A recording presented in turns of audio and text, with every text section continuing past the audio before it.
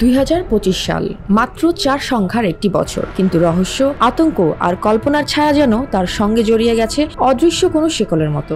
বুলগেরিয়ার এক অন্ধ বৃদ্ধা বাবা ভাঙা জীবনের শেষ দিন পর্যন্ত বলেছিলেন ভবিষ্যতের কথা। তার ভবিষ্যৎবাণীর অনেক কিছুই নাকি মিলে গেছে। টুইন টাওয়ার হামলা, প্রিন্সেস ডায়ানার মৃত্যু কিংবা সুনামির দিনগুলো। আর এবার তিনি 2025 সাল নিয়ে যা বলেছিলেন তা শুনলে যে কেউ থমকে যাবেন। ওনার প্রথম ভবিষ্যৎবাণী হচ্ছে এক ভয়াবহ যুদ্ধ।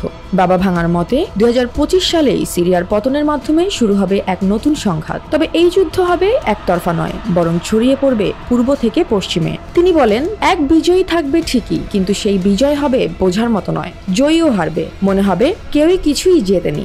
বর্তমান বিশ্ব রাজনীতির দিকে তাকালে ইউক্রেন যুদ্ধ, মধ্যপ্রাচ্য সংকট, দক্ষিণ চীন সাগর সবই যেন পূর্বাভাসের পা ছুঁয়ে হাঁটছে।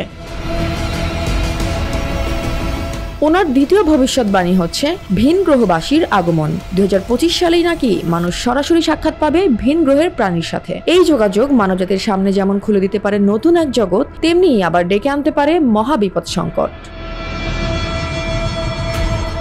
তবে মনে পড়ে মার্কিন প্রেসিডেন্ট ডোনাল্ড ট্রাম্প বলেছিলেন ইউএফও অর্থাৎ আনআইডেন্টিফাইড ফ্লাইং অবজেক্ট সংক্রান্ত সব ফাইল তিনি প্রকাশ করবেন। এখন কি প্রশ্ন আসে না, তাহলে কি বাবা ভাঙা আগেই এসব ব্যাপারে জানতেন?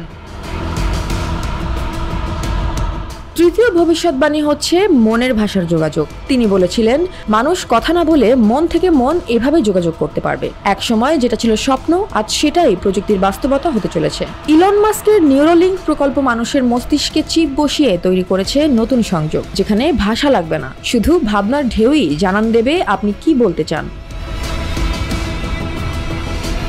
এই 3 ভবিষ্যৎবাণীর বাইরেও তিনি আরো বেশ কিছু কথা বলেছিলেন, যেমন 2028 সালে মানুষ যাবে শুক্র গ্রহে শক্তির সন্ধানে, 2023 সালে গলে যাবে বরফ, ভয়াবহভাবে বাড়বে সমুদ্রপৃষ্ঠের উচ্চতা, 2130 সালে হবে ভিন গ্রহীদের সাথে আনুষ্ঠানিক সম্পর্ক, আর 5079 বাবা ভাঙা বলেন তখন পৃথিবী থাকবে না।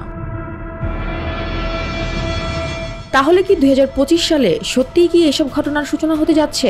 উত্তর এখনো অজানা। তবে বাবা ভাঙার ছায়া যেন সময়ের গায়ে লেগে গেছে। যতই অস্বীকার করি, মনে হয় যেন কিছু একটা ঘটবেই। অসঙ্গতির মধ্যেও যেন আছে ভয়ঙ্কর কোনো এক মিল। এমনই সব চাঞ্চল্যকর তথ্য নিয়ে আমরা আবারও ফিরবো। এখনো যারা চোখ খুলে রাখেন তাদের জন্যই NPB news. Joya Hasan, NPB news.